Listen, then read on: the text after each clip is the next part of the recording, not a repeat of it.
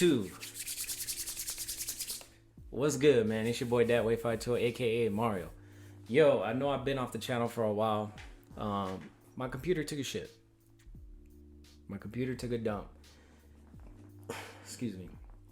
Y'all know I do everything off a laptop. I'm saving money to get a PC. I already told my girl, I was like, I want a PC. She's like, all right, we'll just save the money and get one. And I'm like, yeah, and I got to get a bigger desk. Because this one right now, man, it's like the cubbies. It has like this 2, 4, 6, like the 8 cubby holes. And y'all know this thing's like, probably like a foot, 2 feet and a half, whatever it is. It's just too small. So I'm definitely trying to get a PC and then get a desk. I already have the monitor and all that. I just want to be able to do longer videos and just stay consistent, because with this I can only do one video. Like I could put out multiple if I had a PC and all that. But yeah, so back to my computer taking a dump. I got it from Best Buy. Took a dump. It wouldn't turn on. It wouldn't open anything. And I was like, what the hell? Took it in. And they were like, oh, we can take it to Geek Squad. And I was like, well, how long does that take? They're like, oh, we don't have a time frame. It usually could take 2 weeks, a month. I'm like, oh, bruh, come on, dog. But I got it back a week ago, and seems to be working fine. I played a 20-minute video, and it played fine, so we'll see. But definitely trying to save up money for that PC. My chair's going down. I've had this chair for a long time, but yo, we back, and it's only right. Rick Baetto, why Eddie Van Halen is uncopyable. That's 100% facts. But let's go. Let's see what they talking about. Video's 9 minutes and 42 seconds. We gonna get into it. Let's go. Hey everybody, this is my brother John. John's 4 years younger than me, although he looks a lot older than I do. John's been on my channel one time. John's it was at his house 4 years ago on a live stream. Is that right? First and foremost, R.I.P. the legend, Mr. EVH. Let's go. So he's in town visiting, and last night we were listening to Van Halen, and we were actually playing the raw tracks of On Fire, which is not a lot of the stuff is available because I'm on fire. I'm on fire. Yo, I'm gonna stand by this. That is probably the best track, the best song off Van Halen 1. I'm not even kidding. That's the best song off Van Halen 1. Just the way oh my God. Look, he's probably gonna play it. Let's go. Because of Sunset Sound, whatever reason, these things have come to light. And this is the, what I was talking about. I'll play it here through the mic, but...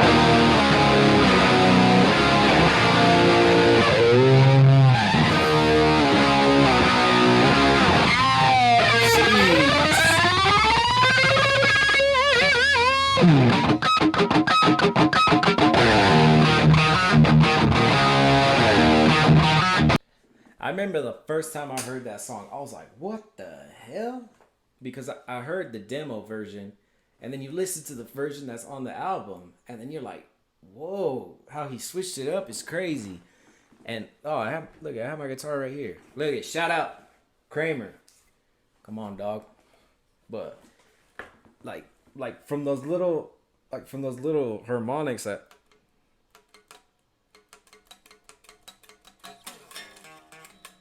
Or like, damn, how the hell, let me see.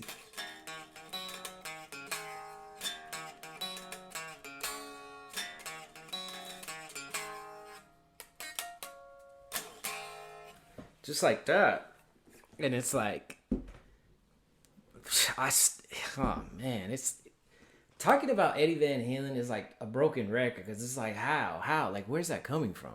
But definitely On Fire is definitely probably my favorite track. Okay, so the topic came up about how perfectly these parts are played. And then as John and I were talking about this, Phil X FaceTimed me. Now, John doesn't know Phil at all. I introduced him. And we started right in on Van Halen. Just to start with this On Fire guitar part, it doesn't matter whether you hear it in the track. When you hear it outside of the track, it sounds equally as great. And we were talking about the sound, the tuning when he plays those sus2 chords.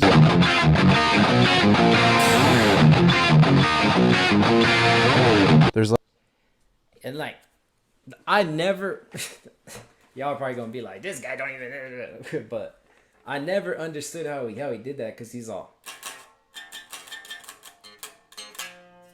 but at the same time he's going, dun, dun, dun, dun, like he's boom boom.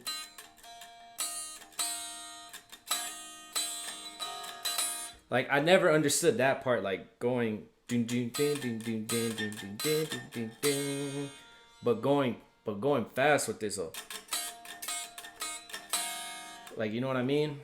Man, that's just like the little stuff he puts in every song, like those little Easter eggs, those little treats. It's like, oh my god, like a sponginess to that distortion sound that just can never be duplicated. How That is it that Destroyer. Eddie played so perfectly? Do we listen?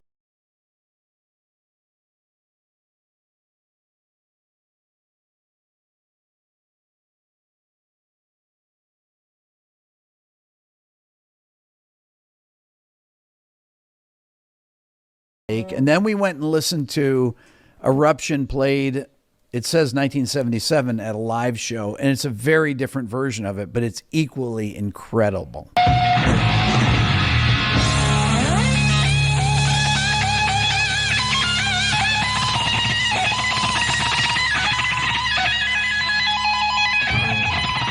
I don't know if his background as a Jesus. pianist and originally as a drummer lent itself to how he approached the guitar. You know, he took the guitar in a wildly different direction. I like how he says that. Oh man, I like that. I like that. Cause I've always thought the same thing. I'm like, man, he was really good at piano, and he said in his Smithsonian interview, he's like, I didn't know how to read. He's like, so when he's like, turn the page, he's like, I don't know how to read. So he was like looking at his fingers and just blessed, he said, with good ears and stuff. And that's what I always thought too. I'm like, well, the way he can go all crazy, like, and then the piano, I was like, it kind of makes sense. I was like, because you got to be like, you know what I mean? At least like looking at him, and then the guitar is just do. I mean, that's probably why him and Alex switched. They're like, man, let me see the guitar. Like, you know what I mean? But I could be just completely wrong. You never know. 1978, people are still fascinated. How many other guitar players do you actually listen to isolated tracks of? Not many. What was Phil talking about? Not What really. harmonics was he talking about? And what solo? Somebody get me a doctor.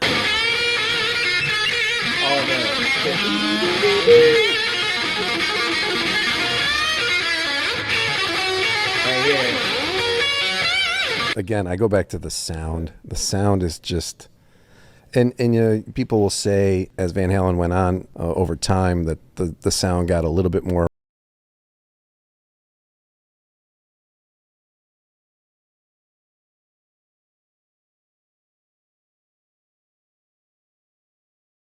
albums are just, What do you think his best guitar sound is on there? Which record is the best guitar sound? well, I think it'd be between One and Fair Warning. I mean, that beginning to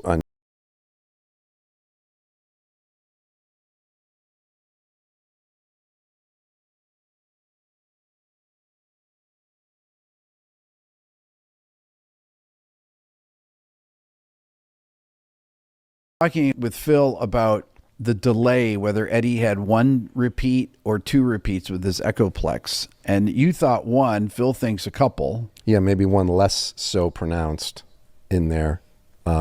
Yeah, the Echoplex too, like the delay, because you see his old setup when he had the bomb, it shows two of them in there. So I don't know if one was higher and one was lower, or like they were both the same and it was getting double the effect. Bro, and then to come from the mind of like a 20-something-year-old, even younger, when he first recorded those for the demo, it's like, bro, what the? This is crazy, man. Man, I wish I could have been born like back then just to see that. It's like, oh my god, because I didn't get into Van Halen till late. like probably like when they stopped touring in like 2015. I think their last show was like 2015, and that's when I graduated high school. And I didn't get into them till like 2018, 2019. Like, of course I heard the doot doot doot doot doot doot doot, the jump, and then like that's probably like the only song I would have known. But like after doing YouTube and then diving into the catalog, it's like, oh my god. But other than that, there's really just what in front of the amp? A Phase 90, right? A flanger, right? An MXR 6-band EQ, and the Echoplex. I think that was slammed in front of the Marshall, and then with plate reverb added after the fact. I remember the first time we heard it on record, we're like, what is that?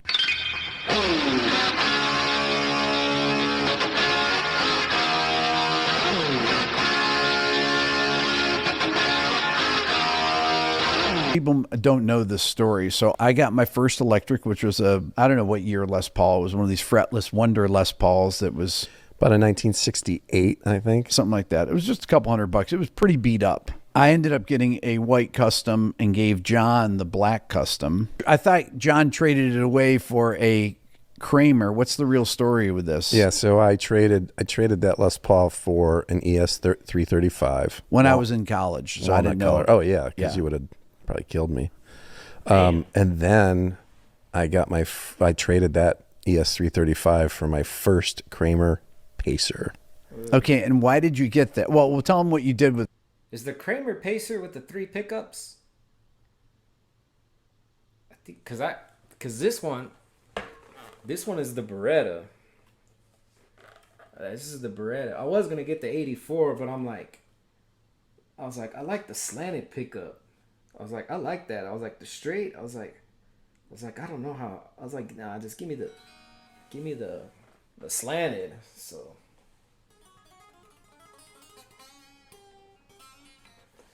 But yeah, when I first got that thing, man, instantly took all the strings off and painted it. I was like, let me get this. I was gonna do 5150, but I'm like, everybody does that. Let me do something different. With the Kramer though.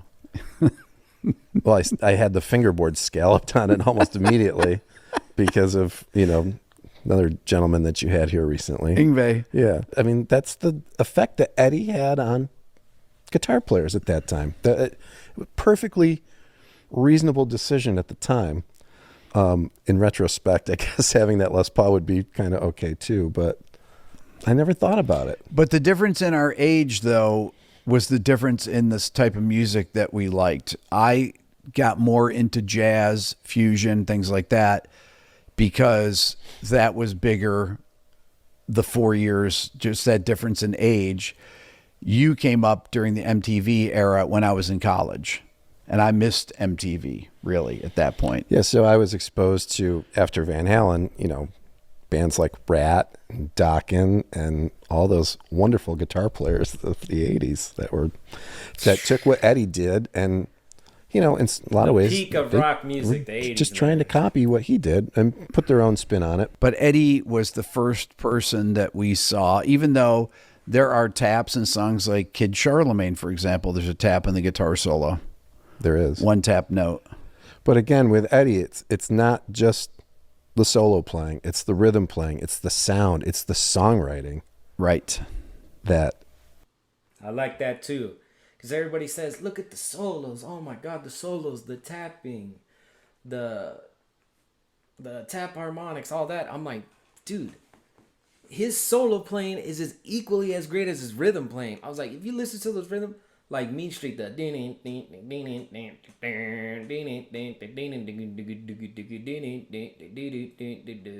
like, you know what I mean? Or like, what's another one?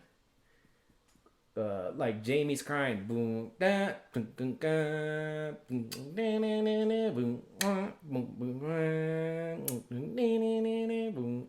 like, you know what I mean? It's just like, it's as equally as great as the solo playing. It was the whole package of full on rock and roll at its finest. So we started talking with Phil about the tuning, and Phil was saying how it's not just the B string tuning on some songs. Sometimes it's the high E string. Well, it's E string and B string, depending on what parts are being played and what chords are being played. If he's playing triads, let's say A major shape on the D, G, and B string, just straight across on one fret, he tunes the B string slightly low. But then if there's stuff to be played on the high E, you need to tune the B low as well. And these are things that they would do by ear to get these. Yeah, with the high things. gain, it would calm the overtones You to wouldn't the get all point the where it would be like very pleasing to the ear. Yeah, you wouldn't get the beating. And on Fire, when he plays those sus2 chords, they're so in tune. Okay, we're going to do a quick demonstration on the tempering of the B string. John has set up his Boss tuner here to E flat. John, play your B string and show what the tuning is here. Tom, can you look at that? So it's perfectly in tune. All right, so if John plays Running with the Devil, for example, which is a song that would need that tempering.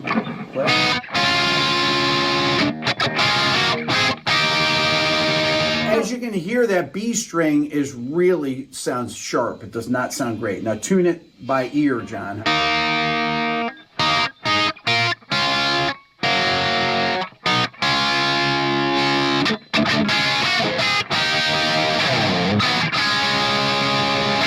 Now let's look at it on the tuner and see what it looks like.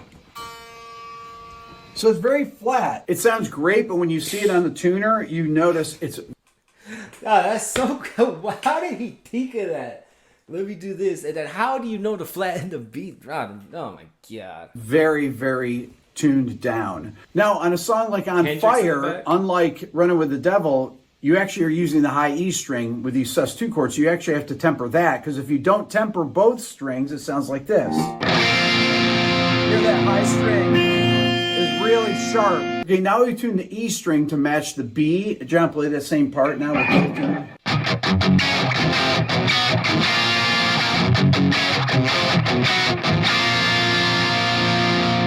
See how perfectly in tune that sus2 chord is?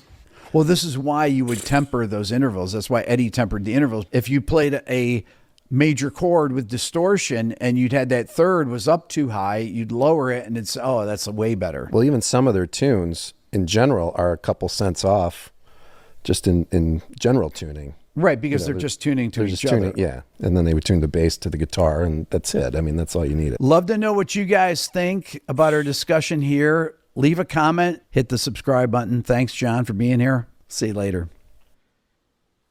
Jesus, man. God, that's insane. I still don't understand. Like, how do you... Oh, man, where did that come from? Like, all that knowledge and all this and all that. I don't understand it, man. But y'all, like I said, and I'm going to say it 100 times, a million times over, you sound like a broken record talking about Eddie Van Halen. It's just like, the dude's a fucking genius. He's a fucking genius. And it's crazy. 1978, and people are still fascinated with that sound, just like me. Like,